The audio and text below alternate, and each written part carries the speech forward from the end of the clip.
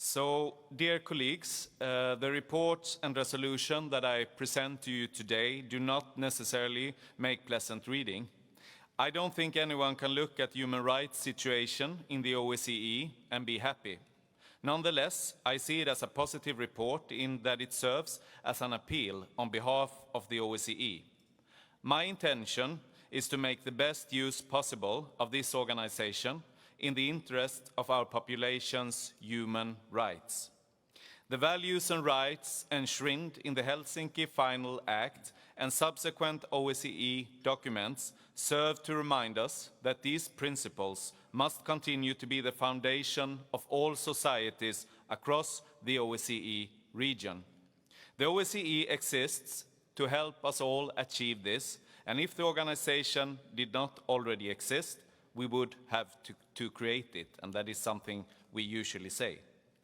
As you will see, the report and resolution explore 5 broad topics.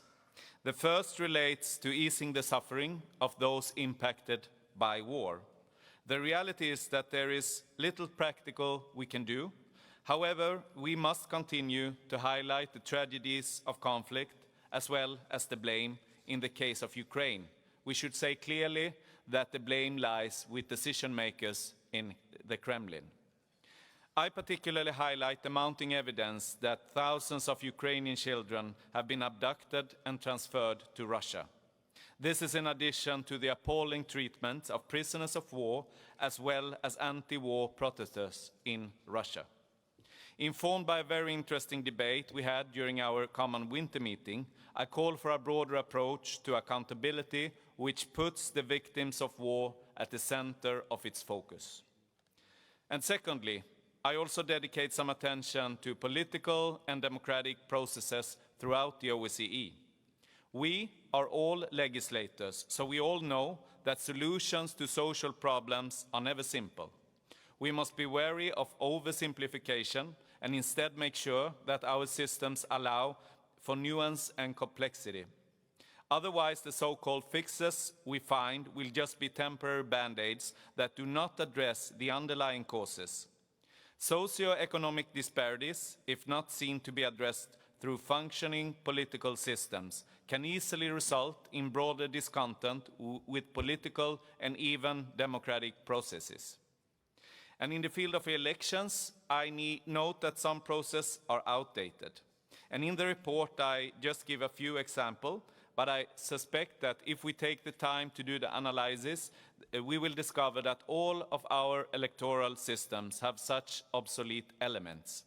I therefore call for all OSCE countries to take a careful look on how electoral processes should be applied so that they fulfill our democratic commitments and the expectations of our modern populations. We should not be complacent about something as critical as the functioning of our democracies. Within this approach, I of course see an important role for civil society engagement, and I regret the shrinking space in many countries that we are now facing. My third focus is on vulnerable groups. I note that many countries have strong and formal protections for officially recognized national minorities, but that this does not apply to many other minorities. These other minorities also often face discrimination. And the declining respect for minorities' rights, especially for LGBTI people, and virtual criminalization of some people's identities is a serious violation of OSCE principles. We must not only work to encourage greater tolerance and inclusion within our societies, but should work towards expansion of protections. Special attention to the particular needs of migrants is also critically important, especially in the context of the Russian war against Ukraine. Fourth, I call for a serious look at the impact on human rights of modern technologies.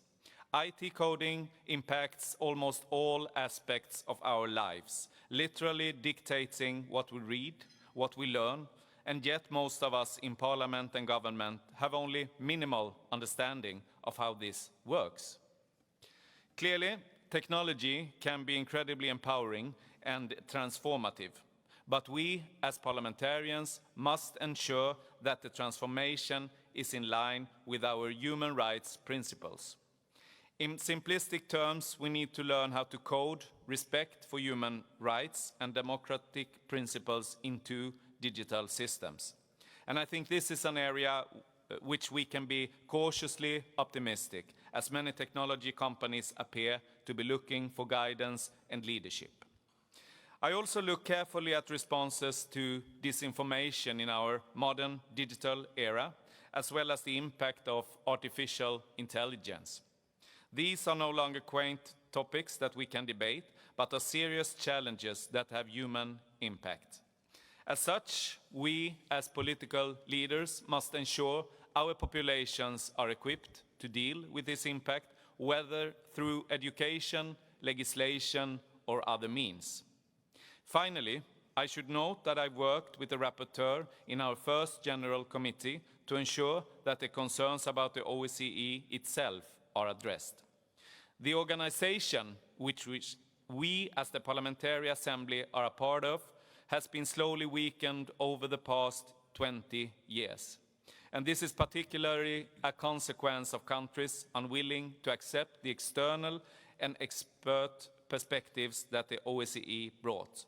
This is very relevant in the field of human rights, but since it is an overall institutional issue in all fields, we agreed that it was best addressed in the first committee.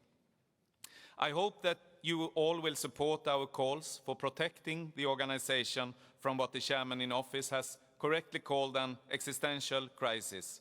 The inability to adopt a budget for this year comes on top of years of zero growth, along with a deadlock on agreeing a share of the organization next year, and no agreement on the heads of executive bodies.